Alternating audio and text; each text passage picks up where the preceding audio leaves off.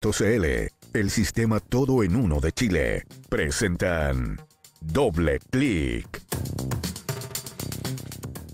Martes, día de elecciones en los Estados Unidos. Mañana vamos a estar muy concentrados en ello. Hoy día lo abordamos también en la antesala, aquí en Doble Clic. Por supuesto, hay rumores de fraude electoral y una aparición en un programa de televisión en vivo.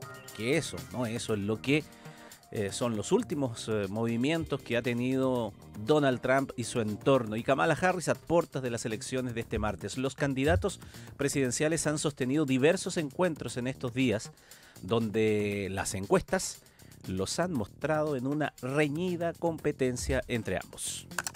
Mañana finalmente llega el día en que los ciudadanos estadounidenses tendrán que elegir quién será el próximo presidente y sucesor de Joe Biden. La carrera presidencial ha estado marcada por el rápido ascenso de Kamala Harris tras la salida de Biden de la competencia y la fidelidad de los seguidores del exmandatario Donald Trump. Sin embargo, en el caso del republicano, la última semana la ha vivido envuelto en polémicas que lo han llevado, como pocas veces, a dar explicaciones. Los dichos que se emitieron en un mitin la semana pasada sobre Puerto Rico todavía generan reacciones a su campaña, que este fin de semana perdió el apoyo del artista Nicky Jam, quien previamente había invitado a sus seguidores a votar por el expresidente. Otro punto que ha sido clave en los movimientos de Trump de estos días han sido sus declaraciones respecto a un presunto fraude electoral. En Pensilvania, un estado clave de las elecciones, el magnate aseguró que los demócratas luchan muy duro para robar los comicios. En tanto, la vicepresidenta Kamala Harris este fin de semana ya votó vía correo e indicó que los sistemas que están en marcha para esta elección tienen integridad. Además, la demócrata acusó a Trump de estar obsesionado por la venganza y buscar el poder sin control. Todo esto en un fin de semana en el que sorprendió a sus seguidores y televidentes del reconocido programa de NBC Saturday Night Live, donde hizo una aparición sorpresa en uno de los sketches, interpretándose a sí misma frente a la comediante Maya Rudolph. Bueno, de acuerdo a los últimos antecedentes que llegan de Estados Unidos, más de 75 millones de personas ya han emitido su voto en las elecciones allá en Estados Unidos, lo que representa más del 48% del número total emitido en los comicios del 2020, cuando sufragaron 154,6 millones de votantes por esta vía. De esta manera, el caso del voto anticipado presencial se vuelve... al presencial se vuelve muy interesante de analizar, y hay muchos aspectos que los analistas están viendo de qué significaría ese comportamiento. En Georgia, uno de los estados claves para estas elecciones, las informaciones indican que más de 4 millones ya han votado, lo que marca casi el 80% de la participación total del estado en 2020. Según el rastreador de votación anticipada del Laboratorio Electoral de la Universidad de Florida. Mientras que en otros estados en disputa, los llamados bisagra, como se le llama, ¿no? Como Arizona y Carolina del Norte, aproximadamente la mitad de los votantes también ya han ejercido su derecho al voto. Hay distintos análisis y especialmente se pone la mirada en aquellos estados que asoman como los decisivos. Pensilvania, Michigan, Wisconsin, Georgia, Carolina del Norte, Arizona y Nevada, tal como lo hemos conversado en ocasiones anteriores con José María del Pino, con quien ahora tomamos contacto desde Estados Unidos.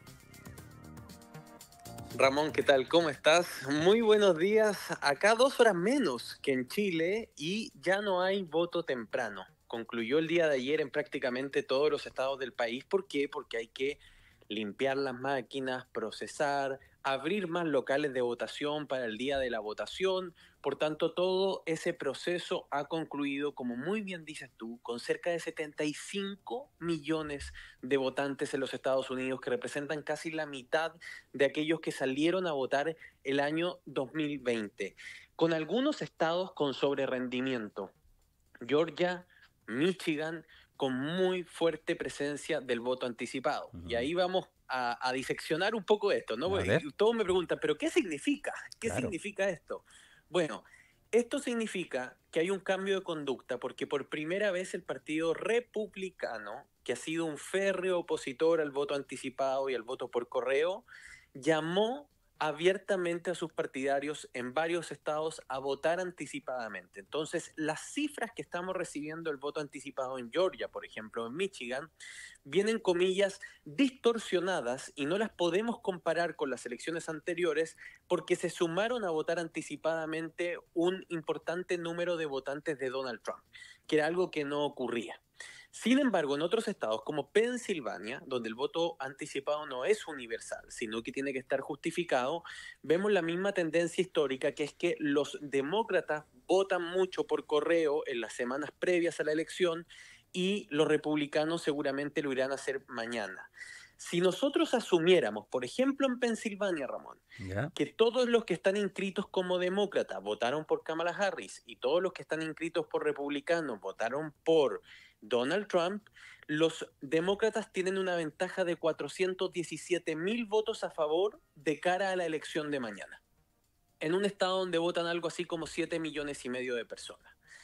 Y en Georgia no tenemos esa información por registro de partido, pero sí tenemos lo que va a ser la tónica de esta elección, y me atrevo a decir que va a ser la clave de mañana, que es una abismal brecha de género.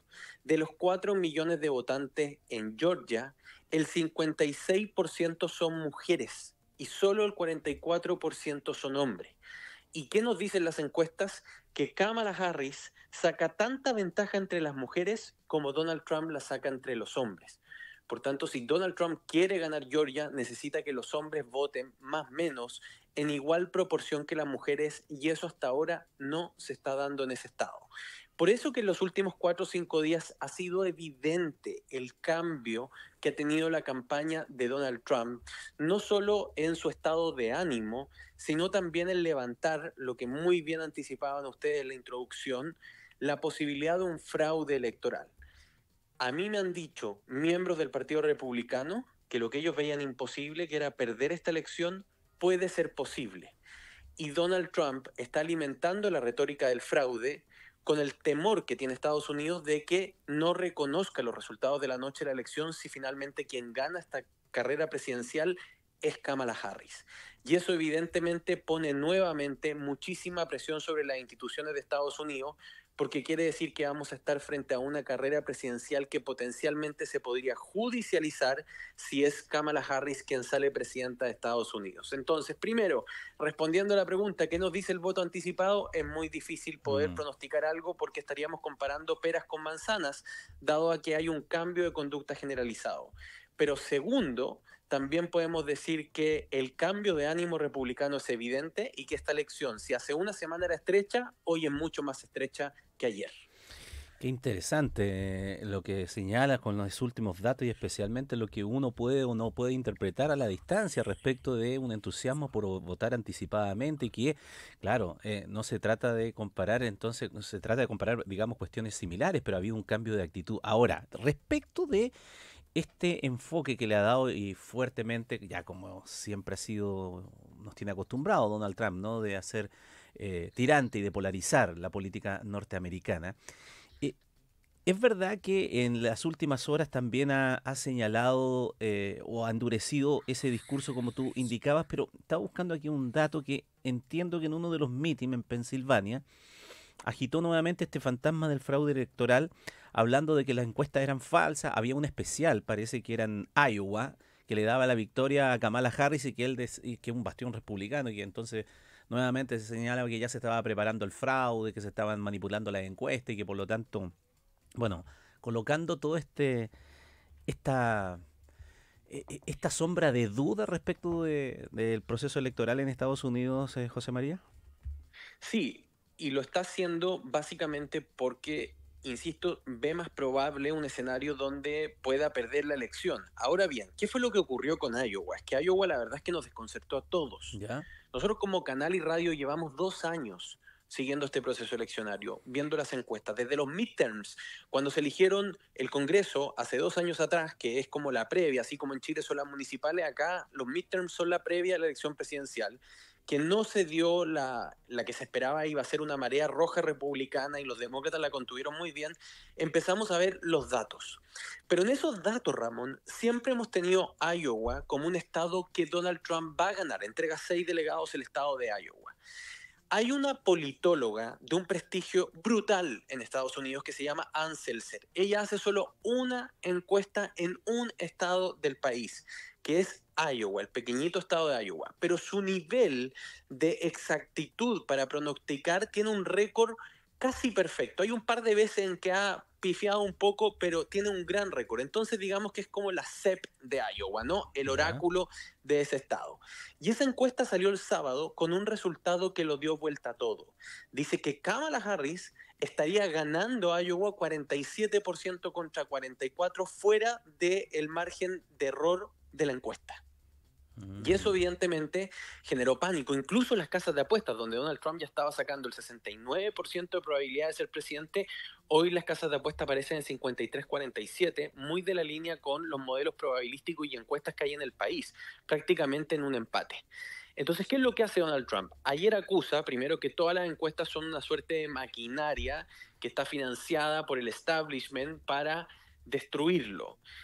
Pero digamos que en las encuestas de las últimas 2 semanas, antes de este fin de semana, Donald Trump venía en momentum. Las encuestas le estaban dando muy buenos números y en ese momento no dijo nada sobre las encuestas porque estaban alimentando la sensación de que Trump estaba pavimentando el camino para ser presidente.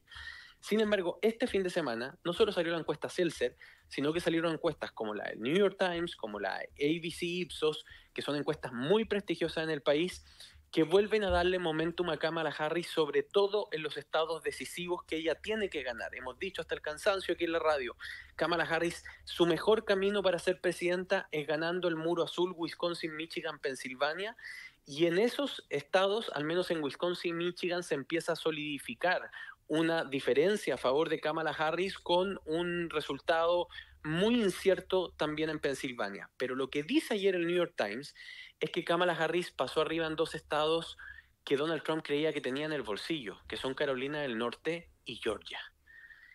¿Y qué es lo que realmente los analistas están leyendo acá? No es el resultado final de la encuesta, Ramón. Es que las encuestas están demostrando cambios de conducta en grupos internos dentro de sus muestras que no se habían visto prácticamente en la historia reciente. Un apoyo muy fuerte de las mujeres blancas, por ejemplo, a Kamala Harris, muy movilizado por el aborto. Kamala Harris podría ser la primera candidata demócrata desde Bill Clinton el 96, y antes solo lo había logrado Lyndon Johnson el 66 en ganar entre las mujeres blancas. Las mujeres blancas en todas las otras encuestas en la historia, en todas las otras elecciones en la historia, han votado por el Partido Republicano, pero Kamala Harris estaría ganando entre ellas.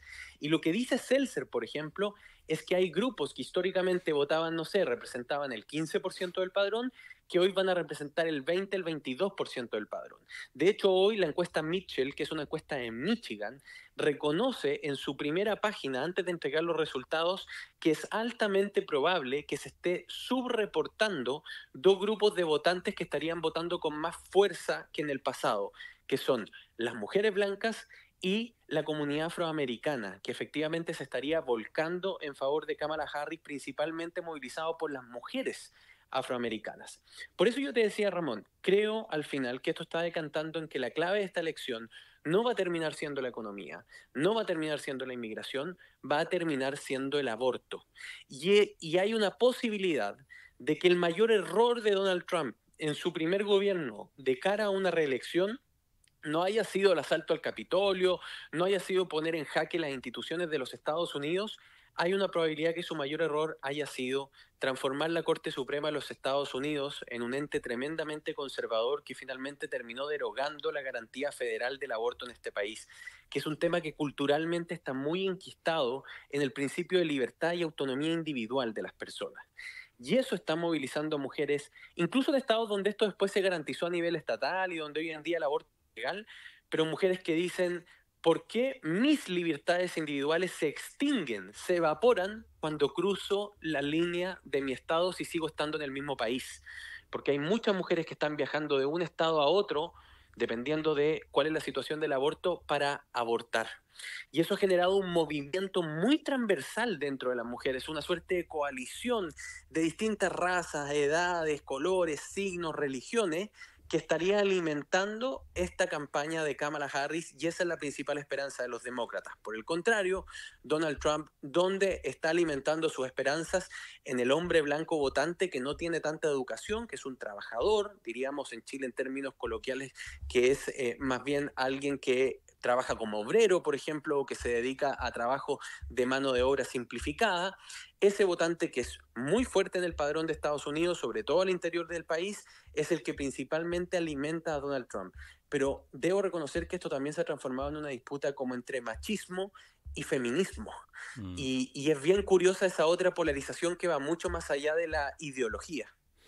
Qué interesante todas las mezclas de factores que tú das cuenta como para pensar cómo se perfilan las candidaturas, los énfasis, los acentos que hacen dependiendo del estado que está en disputa. Tú señalabas, por ejemplo, que ya nos lo ha reiterado y nosotros lo hemos aprendido casi de memoria, ¿no? Pensilvania, Michigan y Wisconsin, que hay que tener mucho ojo allí, porque además esos fueron los estados en donde Hillary Clinton perdió, en algunos muy sorpresivamente, pero que Biden luego recuperó para devolverle el poder a los demócratas. Por lo tanto, es bien interesante. Y en el caso de Pensilvania, por ejemplo, en un estado donde el tema industrial ha estado algo en declive, bueno, los obreros entonces pueden ser, o es la esperanza, entonces, como dices tú, de Donald Trump, de volver a recuperar un estado como ese que da la no despreciable suma, y corrígeme tú, de 19 grandes electores, ¿no? 19 grandes electores. Mira, un dato. Los demócratas solo han ganado una elección presidencial en la historia sin ganar Pensilvania. 1948. Son casi 90 años o 80 años de distancia. El que gane Pensilvania tiene el 50% de la elección en el bolsillo. ¿Quiere esto decir que tú podrías ser presidente sin ganar Pensilvania? Sí, puede ser presidente, pero es mucho más complejo.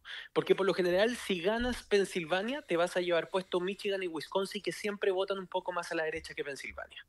Lo que nos están diciendo las encuestas es un fenómeno muy raro, que Michigan y Wisconsin estarían votando a la izquierda de Pensilvania, y es Pensilvania el estado que está en disputa. Entonces estamos en una suerte de terreno inexplorado. Si Donald Trump gana Pensilvania, yo me atrevo a decirte que es altamente probable que sea presidente de los Estados Unidos. Si Kamala Harris gana Pensilvania, no es lo único que necesita. Kamala Harris necesita llevarse el muro azul completo, y ese es su camino más fácil para la elección. Sumarle Michigan y sumarle Wisconsin, y con eso llega a 270 delegados. Sin embargo, supongamos que gana Pensilvania, supongamos que suma Wisconsin, pero pierde Michigan. Bueno, en ese caso Kamala Harris tiene que ir a esos estados que Donald Trump cree que va a ganar, que son Georgia, Arizona y Carolina del Norte, a morderle uno de esos estados. ¿Cuál es el que parece más probable? Carolina del Norte, según el New York Times, es el estado que podría ganar y que solo ha ganado en la historia reciente un presidente demócrata, Barack Obama, el año 2008 y el año 2012, claro, pero que después volvió a ser un estado profundamente republicano con la irrupción de Donald Trump el año 2016. Entonces, en total, quiero decirle a quienes nos escuchan, que hay 22 combinaciones posibles para cada candidato de estados que podrían ganar para ser presidente de Estados Unidos. Pero las más seguras para cada uno son, para Kamala Harris, Wisconsin, Michigan, Pensilvania; para Donald Trump, Arizona, Georgia, Carolina del Norte; o Georgia, Carolina del Norte y Pensilvania. Interesante lo de Carolina del Norte y el dato que tú entregas. También son 16 grandes electores que aportan, ¿no? Pero claro, del 2008, que cuando Barack Obama ganó, ¿no? Que no es demócrata, pero entiendo que tiene un gobernador que es demócrata desde hace bastante tiempo. Sí, eso pasa mucho que, y en Chile también, ¿no? Que hay ciudades que uno sabe que son súper de una tendencia, pero que a nivel local, por el tipo de liderazgo, por una suerte de intención subconsciente de equilibrar los poderes, los pesos, eligen otro color. Mira lo que ocurrió en Chile con la región de Ñuble. Ñuble, desde que se creó, es una de las regiones más de derecha de nuestro país, pero el gobernador, por ser más conocido, porque ya lo habían visto los últimos 3 años, gana un gobernador de la coalición de gobierno, ¿no? Del Partido Socialista, y lo gana en primera vuelta. Bueno, claro, acá también puede ocurrir que en un estado como Carolina del Norte o Georgia, que son más pro-republicanos, sea el gobernador del otro signo político. Y eso es lo que ocurre en Carolina del Norte, pero con una salvedad. es además un gobernador muy popular. Y eso ha traccionado a que Kamala Harris, sobre todo en las grandes zonas urbanas de Carolina del Norte, esté teniendo un muy buen rendimiento, a tal punto que ya no es un rendimiento competitivo, es un rendimiento potencialmente ganador. Y eso, si Carolina del Norte se vuelve azul, le quita mucha presión a la necesidad de Kamala Harris de ganar todo el muro azul. Claro. Le bastaría ganar 2 estados nada más del muro azul, 2 de los 3, para ser presidenta. Por eso yo le diría también a quienes nos escuchan, para que hagamos doble clic mañana en la noche en la transmisión, donde vamos a estar juntos, Ramón, en la transmisión de la selección de Estados Unidos por Tele 13, lo que tienen que seguir son de los primeros estados que van a cerrar durante las primeras 2 horas, Pensilvania, Carolina del Norte y Georgia. Esas tendencias nos van a decir mucho de lo que va a ocurrir el resto de la noche. Una última cosa, respecto de Arizona, que tiene 11 grandes electores, pero que dio la sorpresa en el 2020 al elegir a Biden, y estaba viendo aquí en los registros, y fue bien estrecha, 10.457 votos de diferencia. En el condado de Maricopa. ¿Sí? Sí, interesante. Toda esa elección se decidió en un condado, en 2 estados. Un condado en Arizona, que es Maricopa, y un condado en Georgia, que es Fulton, que no pudieron entregar su reporte de votos completo la noche de la elección, porque habían votos por correo que aún no llegaban, y porque además los soldados que votan en otros lados del mundo, sus correos suelen llegar jueves o viernes. Por eso nosotros en la elección anterior tuvimos una proclamación de presidente el sábado al mediodía, 4 días después de la elección presidencial. Porque estaban tan estrechos esos 2 estados para poder adjudicar los delegados. Recordemos que basta ganar por un voto para llevarte todos los delegados de un estado, salvo en 2 estados que son Nebraska y Maine, que no están en disputa, digámoslo así, que hubo que esperar que llegaran esos bloques de correo, de voto por correo, para poder contarlos y entregar el resultado final. Y por eso llegamos al resultado final de 10.000 votos a favor de Joe Biden en Maricopa, 12.000 votos a favor de Joe Biden en Fulton, y finalmente Joe Biden terminó transformándose en presidente de los Estados Unidos. Pero hoy me atrevo a decir que, de acuerdo a los datos que tenemos de la votación anticipada y de acuerdo a los datos que tenemos de las encuestas en ese estado, es mucho más probable que lo gane Donald Trump. Por tanto, las esperanzas de los demócratas no pasan por ninguna ecuación prácticamente que tenga Arizona como piedra angular de esta combinación de estados que tienen que lograr para llegar a la cifra mágica de 270 delegados. Excelente el análisis, excelente los datos previos para tener en cuenta, para tomar nota, para saber a lo que hay que estar atento mañana en las elecciones, y por supuesto que estaremos durante el día aquí en Tele 13 Radio y también luego en la transmisión especial de Canal 13 juntos para poder seguir analizando y teniendo los datos de primera fuente de esta definición que parece ser fotográfica nuevamente de las elecciones presidenciales en los Estados Unidos. Un abrazo a la distancia, José María, que esté muy bien. Abrazo, muy buenos días, Ramón. Chao, muchas gracias. Doble clic.